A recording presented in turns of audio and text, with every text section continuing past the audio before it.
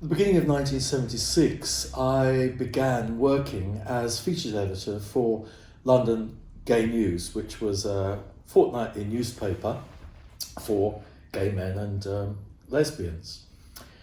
I wanted my mother to know what I was doing, and so I just took the first issue of the paper that I'd worked on and just handed it to her and said, "Bye, Mum."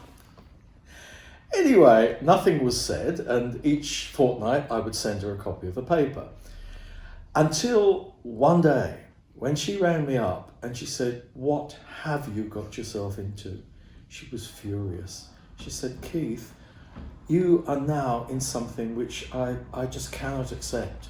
And I said, "Mum, what are you talking about? It's a gay newspaper, you know that." Yes, I was happy, you did all those interviews with Stephen Sondheim and Angela Lansbury and Nureyev, and yeah, just like you did with She magazine and the other magazines you worked with. But this one, this Bryan Derbyshire. And I thought, oh gosh, of course. And it was an interview with the King of Leather. That was how he was known, Bryan Derbyshire. And it was about the leather scene in London. And of course it was also about the S&M sadomasochistic scene. And Bryan Derbyshire's initials, of course, stand for bondage and discipline.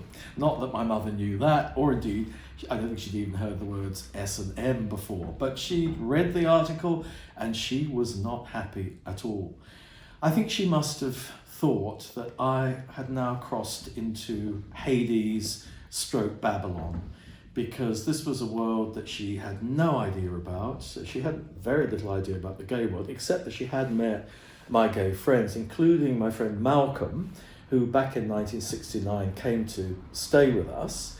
And apparently when he left, when she opened the front door for him to leave, she said, "If you accept our way of life, we'll accept your way of life." And that was how my mother dealt with things that she didn't fully comprehend. That if people accepted her, she would then go a long way to listen to what they had to say and to view them as a fellow human being. So I, of course, didn't really worry about changing from the straight magazine world to the gay magazine newspaper world, because I thought, well, she'll accept the fact I'm more or less doing the same thing, it's just in a different context. But as I said, Bryan Derbyshire and S&M, that was pushing it. That was a bridge too far.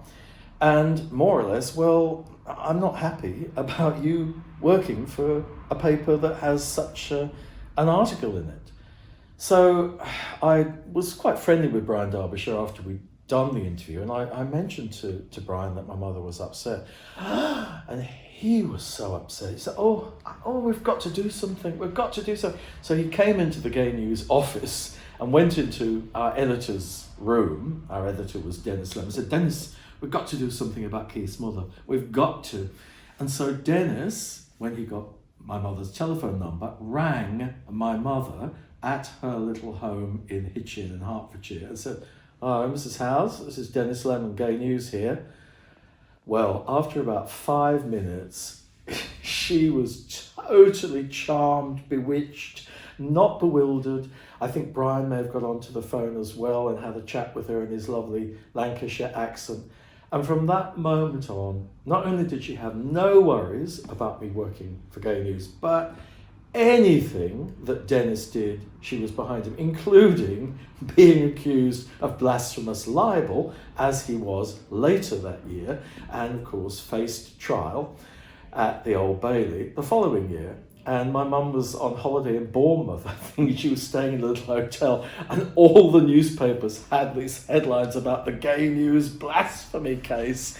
And I think she just sailed on through because she liked Dennis. He was nice to her, he was kind, he explained, perhaps not all the details of S&M, but he more or less said, look, it's consensual, it's what some people enjoy doing, no one is forced to do it, and Keith was just doing his job interviewing Bryan Derbyshire. And she accepted that, and of course she accepted all the other articles that I wrote, including, Confessions of a Gay Porn Director. I interviewed Kenneth Tynan, who was into spanking in a really big way, but a heterosexual way. George Melly, who was a lapsed homosexual, who'd written this book called Rum, Bum and Concertina.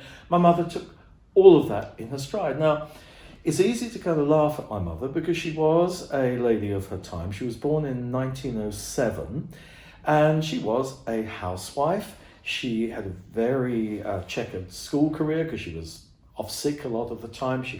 They had childhood illnesses in those days. She wasn't particularly well educated, but she read a lot. She read newspapers, she watched television. She was aware of what was going on, but obviously she wasn't aware of the S&M scene or some of the other aspects of gay life, including the persecution, which the paper dealt with quite frequently.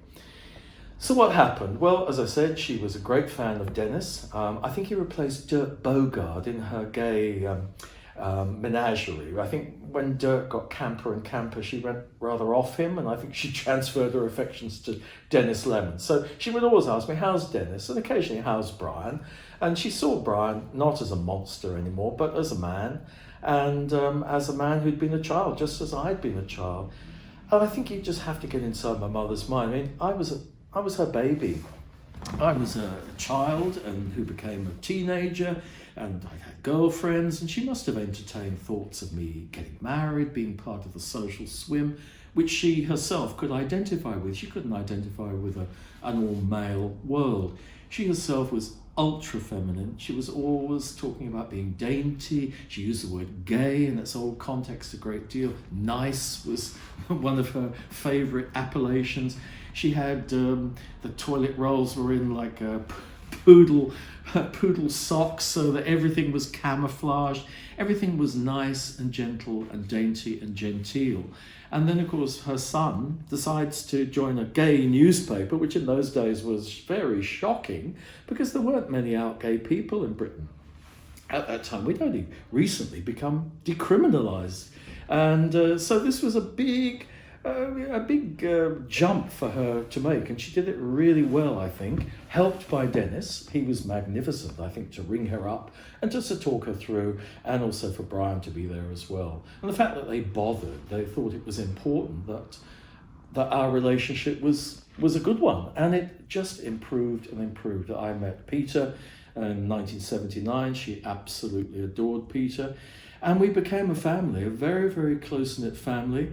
And I became a great friend of my mother. We became mates, which we'd never really been. There'd always been a bit of tension between us, but I think having Peter in the equation really helped it because he was a nice boy and he was a doctor. Oh, yes, very important. And he wasn't into S&M. Not that she would have minded, perhaps, but I think she found the chains and the leather and the bikes not really to her liking. But the main thing was that her boy was happy. He was doing something that was honest. It was involving justice and truth and honour, all the things that she liked.